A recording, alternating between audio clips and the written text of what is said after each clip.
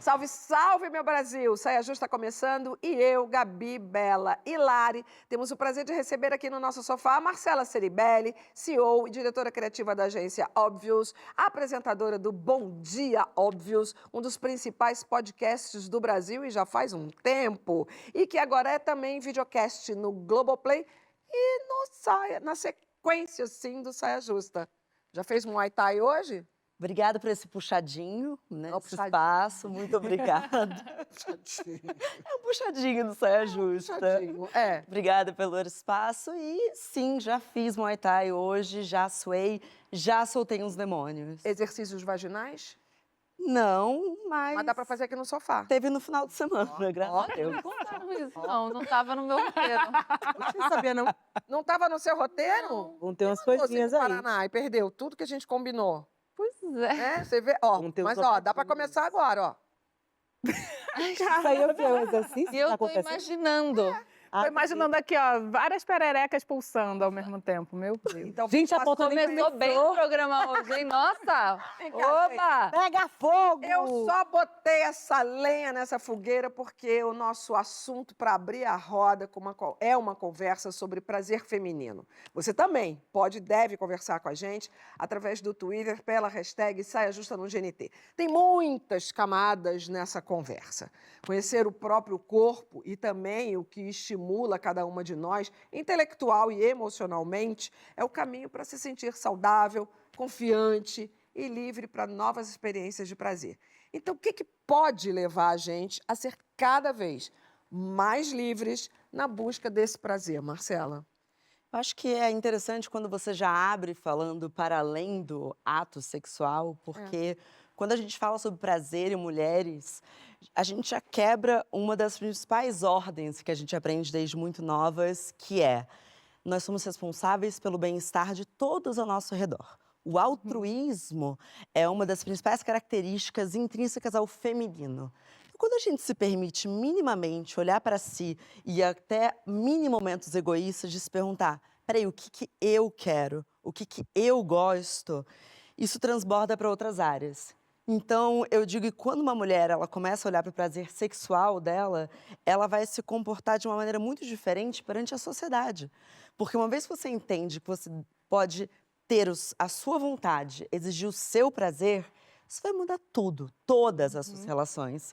Você vai gozar mais em todas as áreas da sua vida. Você sabe que há muitos anos eu tento responder essa pergunta. Eu tenho vários caderninhos de saia justa e para falar de prazer eu só fiz essa observação.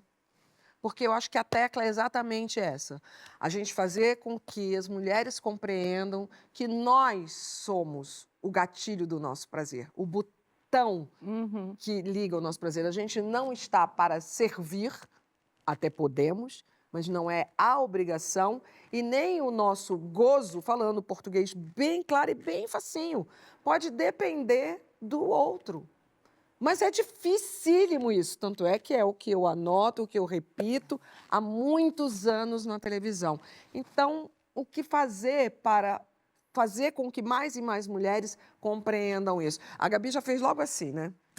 Porque é uma característica esse existir para servir, existir em nome do outro, existir para cuidar, é uma característica atribuída às mulheres, não é? E acho que isso é o importante para a gente discutir. Não é que a mulher nasce e, a partir de uma constituição biológica, nós somos programadas para cuidar. Não é isso. Nós nascemos e, a partir de uma construção social, o nosso papel e o nosso desempenho na vida, ele é atribuído pela cultura. Então, foi a cultura que contou pra gente que a gente precisa servir. Falando de sexo, falando de prazer, Vocês devem ter crescido como eu, com revistas dizendo: aprenda 10 técnicas para enlouquecer o seu homem. Uhum. Aprenda a fazer o melhor sexo oral para não perder o seu homem.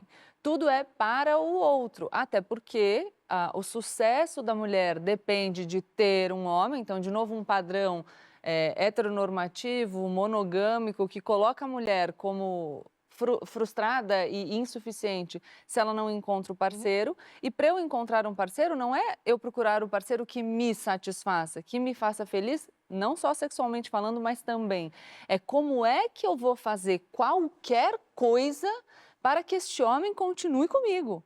Então, o que a gente aprendeu não foi a entender como é que nós seremos mais felizes e como nós teremos mais prazer. O que a gente aprendeu é como é que nós fazemos para nos moldar para conseguir laçar um homem e não perdê-lo de jeito nenhum. Deixa eu mostrar os dados de uma pesquisa bem recente, com mais de 2.000 mulheres entre 18 e 60 anos e de todas as regiões do Brasil, revelou que 6 em cada 10, eu repito esse número, não dedicam tempo suficiente para explorarem e vivenciar o prazer. É exatamente a pesquisa comprovando o que a Gabi falou. Então, Bela, o que você acha que está travancando esse caminho pelo prazer? É que eu acho que na nossa sociedade, principalmente em relação às mulheres, a gente não leva o prazer a sério. E isso foi uma coisa que eu coloquei na minha vida, assim, eu levo o prazer muito a sério. E isso mudou completamente a minha relação em todos os âmbitos da vida, no trabalho, na maternidade, essa questão de a gente entender o que nos dá prazer e a gente colocar o nosso desejo, né, como prioridade e fazer acontecer e fazer tempo para isso. É muito maravilhoso. Outro dia eu estava viajando e estava procurando a identidade do meu filho, meio atrasada e tal e tal.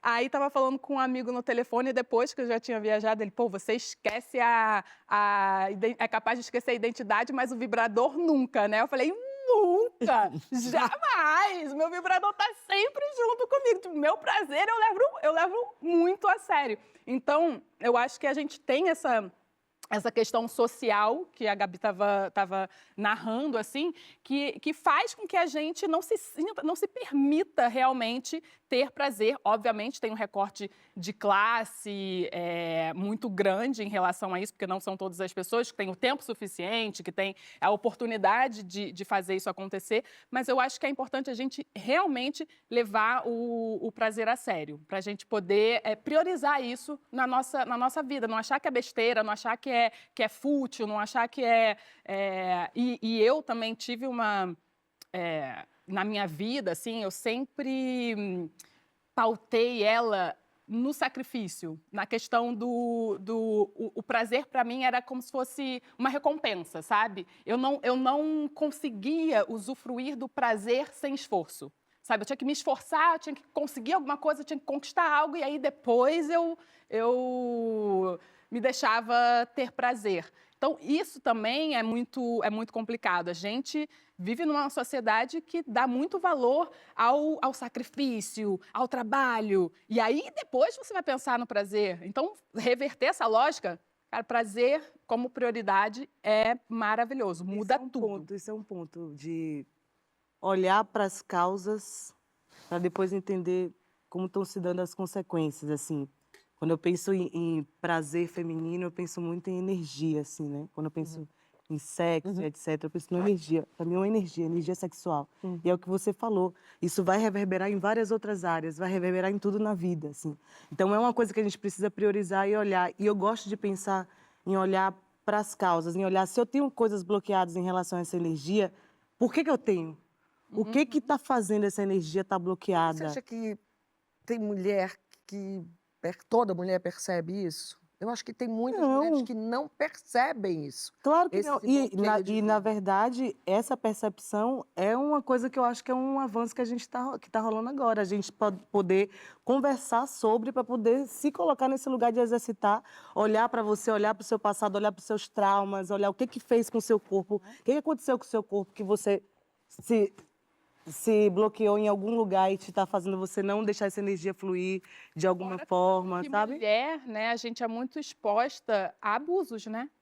É Quantas isso. de nós não sofremos abusos na infância? Entendeu? Então você vai acumulando coisas, sua relação com as pessoas, com os seus relacionamentos, aí seu corpo vai adquirindo coisas que vai deixando o seu corpo, às vezes, um pouco travado. Aí você tem que fazer um exercício de autoconhecimento para poder você começar a destravar isso, deixar essa energia fluir para reverberar em outro lugar. Disso, acho que a educação sexual em casa fez toda a diferença na sua vida. Para quem não ligou o nome à pessoa, você sabe que eu já falei para sua mãe que eu sou amiga sua, tá? Mas você Então é eu não amiga. falo só você com relação à sua mãe, eu já falei de sua mãe com relação a você também. É filha de Renata Ceribelli, que viajei com ela há pouco tempo, nos divertimos horrores. E você fala, por conta do seu trabalho, você já falou muitas vezes do quanto foi importante você ter essa conversa com a sua mãe. Não foi fácil para ela. Ela disse que não foi fácil pra ela, mas pra mim tava tudo acontecendo Você de nem uma forma percebeu. muito natural. Porque é um pouco do que a Gabi falou, assim, aquelas revistas que a gente lia ali nos anos 90, anos 2000, a sexualidade feminina era me apresentada de duas maneiras. Ou em uma questão de doenças, então você tem que se proteger, você não pode engravidar de jeito nenhum. Aí um spoiler, você faz 30 anos e perguntam quando é que você vai engravidar. Então, pra mim, só tem dois tempos. Isso. Prevenir, engravidar, engravidar, engravidar. E o momento que eu tô agora, que é socorro e punição. No momento que eu tô agora, que é socorro. Socorro, será que eu vou congelar? Não vou, mas isso é uma sim. outra pauta. Tá. Mas um lugar muito de uma punição sexual. Uma punição social através da nossa sexualidade, em que, se você é mulher, o sexo é uma moeda que você tem de troca para os rapazes. Primeiro, assim, nos anos 90, coitadas das mulheres não heterossexuais, né? Mas as revistas só falavam dessa experiência. E tinha uma coisa assim, eu lembro claramente na revista, falando assim, fez a cama, agora deita na fama. Total. Que era assim, Meu Deus, gente. As tome manchetes eram muito péssimas. cuidado com quem você vai transar e com quantos caras você vai transar. Era sempre uma coisa assim, vai ter punição.